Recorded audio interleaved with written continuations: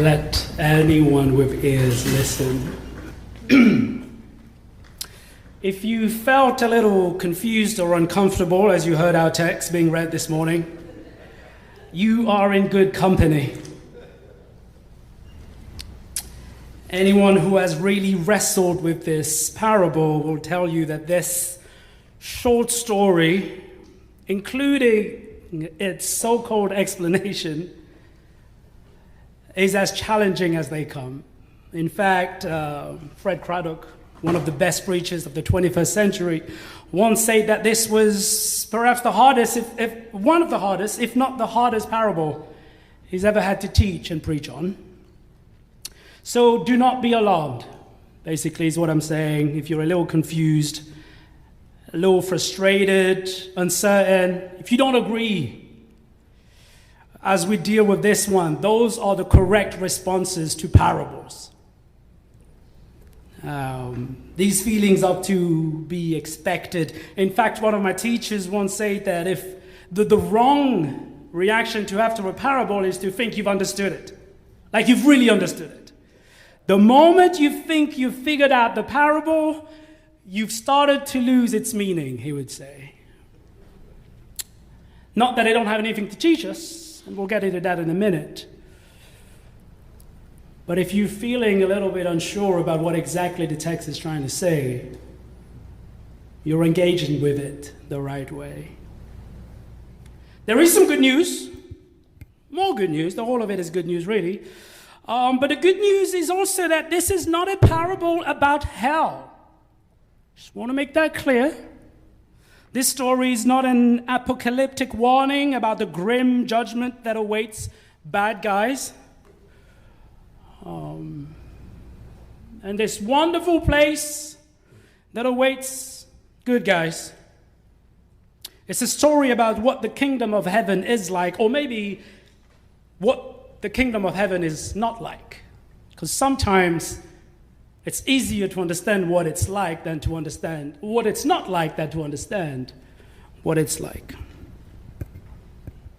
Now, for 2 weeks now, we have been reading Matthew's famous versions of Jesus' parables on the kingdom of heaven. Last week, Pastor Leif walked us through the parable of the farmer who sowed seeds on different kind of grounds. This week, we continue with the soil and seeded plant imagery, but instead of a close focus on the soil and the implantation of the kingdom in each of us, our imaginations are drawn to the largest framing possible. The whole world, even to the future, and to the end of time as we know time. And on the surface, the parable seems simple enough, doesn't it? A farmer sows some good seeds in a field. We come to find out that he's sowing seeds for wheat. But at night, when no one is watching, an enemy sows weeds among the wheat. And in time, as the plants begin to grow, the weeds become noticeable. And the workers are concerned. Wanting to uproot the offending vegetation, immediately they come to the master and say, "Hey, did you intend to plant those weeds?" To which the master's like, no, wasn't me. It was an enemy. And so they're like, "Okay, well, do you want us to get rid of it?" Again, he says, "No." Quite surprisingly so. "No, don't take the weed out. Let both of them grow together until the harvest. Then I'll have the harvesters collect the weeds first and burn them and gather them. Burn the weeds and gather the wheat." A proper parable, isn't it? Not of those dinky stories we tell our kids. This is a proper one. Now, the first part of the story, I think you'll agree with me, is fine. It's something we get. A farmer sows some good seeds, and then someone else, an enemy, comes and sows some bad seeds. And that's easy for us to understand. You don't need to be a gardener to know that weeds are going to get everywhere. Everywhere. I've traveled to different continents in the world. I've been to poor places and I've been to super wealthy places in the world. I've been to jungles. I've been to fields, farm fields. I've been to what we call concrete jungles. A few years ago, I was in this apartment. You know, we're talking about what we would call here the projects, right? The inner cities of Paris. No tree, no bit of grass available to walk your dog on anything. It's just pavement and concrete. And I'm on some maybe 15th floor of this big old building, and I'm seeing trees way beyond. I'm like, okay, so there are some trees around. And as I go up, I'm looking up, and there's the balcony on top of me, and I see like a little crack, and what's growing in there? Weed. Not a tree, not a bush, not a flower pot around, but you can see the weed in the cracks of this concrete building. You can bank on it. Weeds will get everywhere.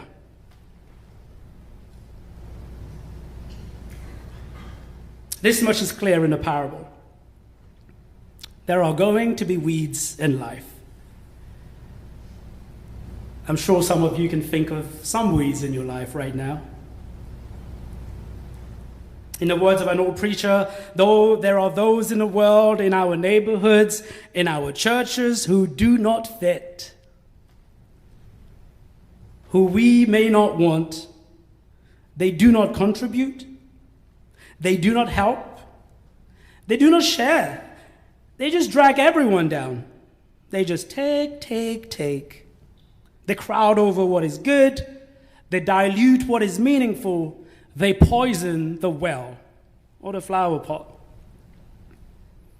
And this isn't something that we're bringing into the text, right? In case you thought that the parable was talking about some benign weed. Scholars tell us that the weed Jesus is talking about are darnel tares, wheat lookalikes that hide out in the wheat, but that take up a lot of the nutrients and are poisonous in the end. And so if you happen to have mixed it with your wheat seeds and you grounded it and you put too much of it and your flour and you made bread, you can become blind, or in high quantities, you could even die. And so Jesus isn't talking about some little benign weed. No, we're talking about the kind of stuff that we tell our children to stay away from. Real weeds. And so we understand, don't we?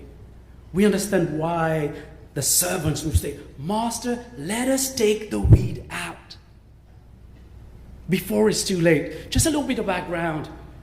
The reason why they want to do this at the beginning is because when they become big enough, you can't really separate them from the wheat anymore. And so you have to harvest all of the grains, and then the grains is when you kind of separate them, because you'll notice the wheat and the other grain, all right? But when they grow, you can still recognize them. And so the servants are like, let's get them while you can actually do it easily. But he won't let them.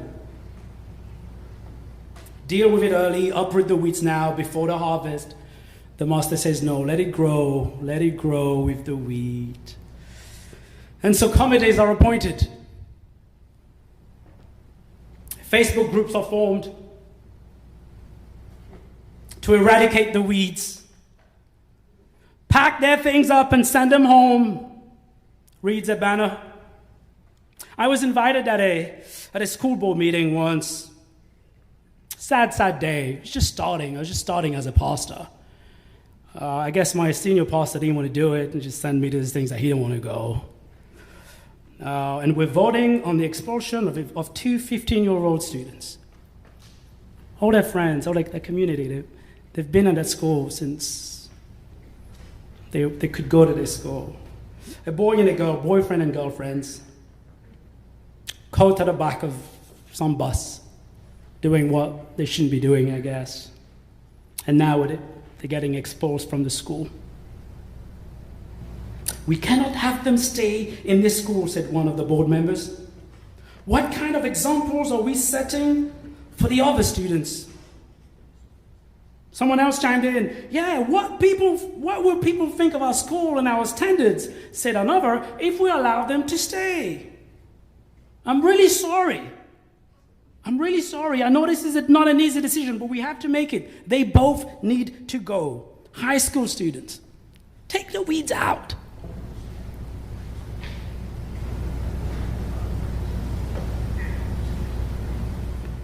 A couple of years later, I was invited to preach at one of those youth Sabbaths. I don't know if you used to have them here. A special day where the youth would lead the entire service. And they'll invite another young guest speaker to come and preach, and so I got invited to go and do that. And we had a great day. It was wonderful, amazing. Preached a decent sermon as well. It's always good when you have a great day and you did your part, and it was kind of good too, right? And at the end of the day, he's driving me. Well, he's not driving me home. He wants to drive me home, but first we're going to stop and have dinner together. He wanted to say thank you, and so we stop at this place and we get some fish and chips and we're talking. And I'm telling him how amazing his work there is. I'm like, dude, it was so beautiful to see all the young people so engaged with the life of the church. And as I'm talking, I can see that he's starting to cry. Tears are falling down his eyes. And I'm like, did I say something, did I say something wrong? And then he just burst out crying. And he says this to me, he says, they're trying to kick me out of the church, he says. They want me out. Turns out, word came out about his cigarette addiction. Something he was addicted to since he was a teenager. And they didn't want to hear about rehab. They didn't want to plan some time off where we can help you to do these things. They just said, no. You can't be the pastor of our kids. Take the weed out. Take all of it. Uproot all of it. It seemed the natural inclination. And it's not just this church, it's everywhere. Pack their suitcases up and throw them back on the boats they came from. Eradicate. Root out. Weeds. No place for weeds in our societies. It's a natural inclination. Deal with it early. Uproot the weeds now before the harvest, before it becomes too hard to separate between the wheat and the weeds. But here comes a different kind of wisdom. No, let the weeds grow, he says. Let them soak up the water and the nutrients and sunshine alongside the wheat, because you will do more harm than good if you uproot them now. You start pulling the weeds now, you'll pull out some wheat too. And for me, that's the hard part, because in other words, what the parable is trying to say is that sometimes it's really hard to tell the difference between a good plant and a bad one, especially when it can act both ways. And that's the hard part of the parable, doesn't it? It's the idea that we are actually bad at sorting out what is good from what is bad. And I know you would think that it would be obvious at this stage of our lives. 2,000 years of having this thing we call the Bible. More thousands of years of just growing into this humanity, this consciousness, this intelligent. We can make things go up into the cosmos and go and land on the moon and go on Mars, and we can't tell the difference between weed and wheat. You would think something as obvious as good and evil would be easy for us to sort out. And I know even as I say this now, just like me, you are saying to yourself, well, I don't know, you must be talking about you, Pastor, because you got to give me some credit here. I've been doing this for a while. But at the same time, I know there is a voice within all of us that also realizes that if we are the slightest bit honest, there's deciding between weed and wheat is not as easy as we think it is, as we like to admit. Turn us loose with our machete, and there is no telling what we will chop down and what we will spare.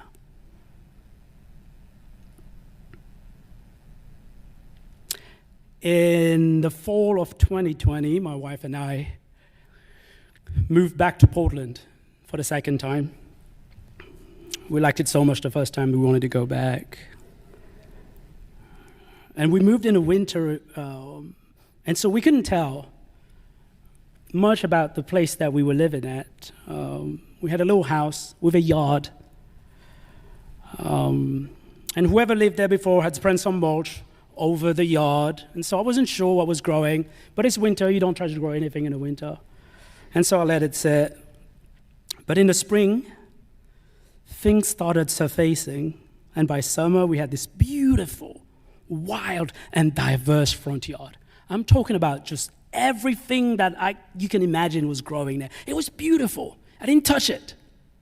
It just, whoever was there before had done such an amazing job, and everything just grew, and it was amazing. My wife and I would sit, in a yard, and people would walk past and just be like, wow, you guys, your garden is amazing. And I'd be like, thank you, like I didn't do anything. It was amazing. And I think I really enjoyed that people were saying that our garden was amazing, because as the summer ended and some of the stuff started dying out from the heat, I could see that some plants were still around, and I recognized them as wild mint plants. And I knew from experience that mint, if you give it a chance, that type of mint, it would take over your garden before you know it. And so I told Caitlin, you know what, if I don't get these things out now, our garden is done. Next year, no one is going to say that we have a nice garden. And so I did. Spent a couple of hours every day just taking out, uprooting these things, and I was proud of myself. And now the spring came, and my garden just started to grow again, and I was so excited, because now I can, when people will come around and say, what a beautiful garden, I can say, yeah, I did I participated. And it continued to grow, and the summer came, and my garden grew, but not like the year before, not even a shadow of what it had been. In fact, as people walked by, I could see in their faces that they didn't want to say it, but they like, what happened? How did you do that? How do you ruin a garden? I won't give you all the details, but turns out the weed that I took out were not regular kind of wild mint. It was another relative of the mint plant. It was native to the region, and it's one of the best pollinating plants for native bees and butterflies and the good wasps. So basically, it was what kept the garden so beautiful and diverse. And they're like weather resistant. That's why by the end of the summer, I could see them, because the other ones that died, and they were still there, and they were still kind of helping the ecosystem of the garden do its thing.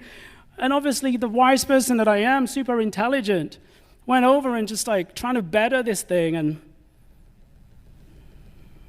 I was so sure, you guys, I was so sure that I was doing the right thing. I could tell between a weed and a plant. Meaning to be a good servant, I went out to battle with the weeds and ended up standing in a pile of wheat. Leave the weeds alone. Leave the wheat alone. Let them both grow together, says the farmer.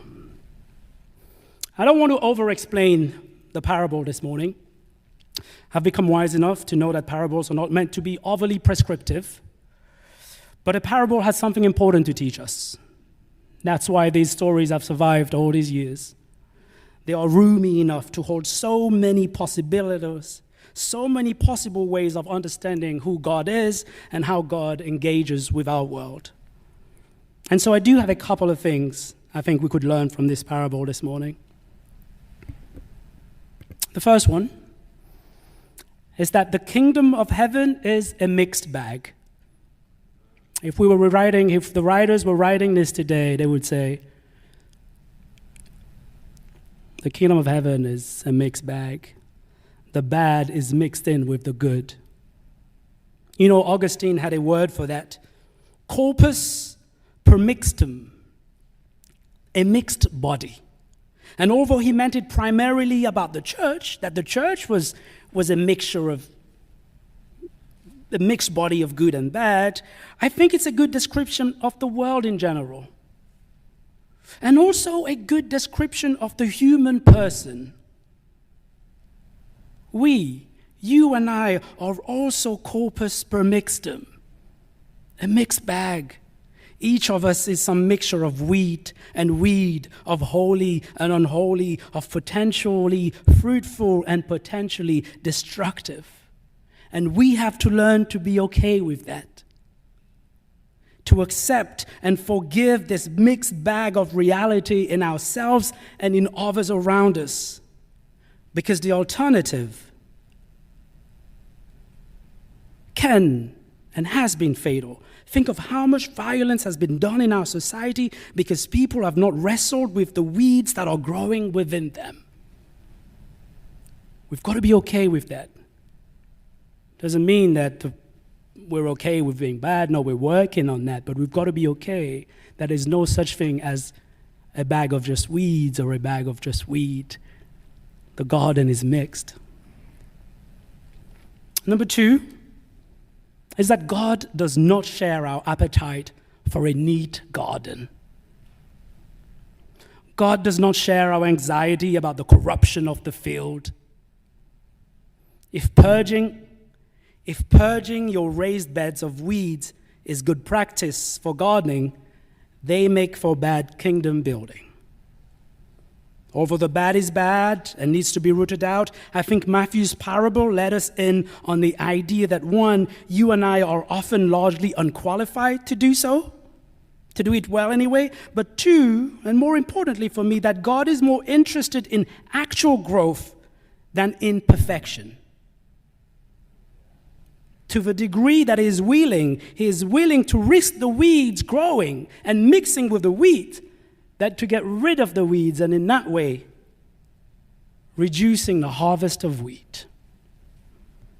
In other words, maybe our job in a mixed field is not to give ourselves to the enemy by devoting all of our energy to the destruction of the weeds, but maybe ours is to mind our own business, so to speak, mind our own business of growing, of doing the work of reconciliation of the world through the practice of love and compassion towards ourselves and towards others. If we will give ourselves to that, God can take care of the rest. I want to close out with another parable. Gotcha. But before I do that, I want to share something. After this, we're about to participate in communion.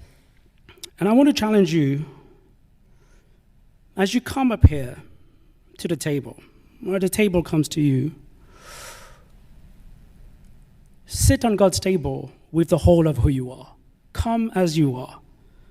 Come to the table with all your weeds and all your wheat. Don't hide anything from God. Don't hide anything from yourself. Accept that I am this mixed bag. And this is how I come to God, and God embraces me as I am.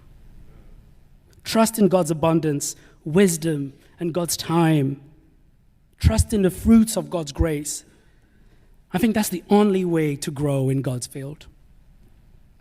Our world may not always make room for all that is contained within us, but there is always enough space at God's table for the whole of you. Wheat and weed. Anyway, hear another parable about weeds and wheat. One afternoon, in the middle of the growing season, a bunch of farmhands decided to surprise their boss and weed his favorite wheat field. No sooner had they begun to work, however, than they began to argue. First, they argued about which of the wheat-looking things were weeds, and then about the rest of the weeds. Did the queen anne's lace pose a real threat to the wheat? Or could it stay for decoration? And the blackberries? They would be ripe in just a week or 2, but they were, after all, weeds. Or were they? Are blackberries weeds? How about the honeysuckle? It seemed a shame to pull anything that smelled so sweet. About the time they had gotten around debating the purple asters, the boss showed up and ordered them out of his field. Dejected, they did as they were told. Back at the barn, he took their machetes away from them, poured them some lemonade, and made them sit down where they could watch the way the light moved across the field. At first, all they could see were the weeds of what a messy field it was, what a discredit to them and their professions. They were farmers. But as the summer wore on, they marveled at the profusion of growth. Tall weeds surrounded by tall goldenrod, ragweed, and brown-eyed Susans. The tares and the poison ivy flourished alongside the Cherokee roses and the milkweed. It was a mess, but a glorious mess. And when it had all bloomed and ripened and gone to seed, the harvesters came. Carefully, gently, expertly they gathered the wheat and made the rest into bricks for the oven where the bread was baked. And the fire that the wheat made was excellent, and the flour that the wheat made was excellent. And when the harvest was over, the owner called them all together, the farmhands, the harvesters, and all the neighbors, and broke bread with them, bread that was the final distillation of a whole messy, gorgeous, mixed-up field. And they all agreed that it was like no bread any of them had ever tasted before. And that it was very, very, very good. That those who have ears to hear, hear.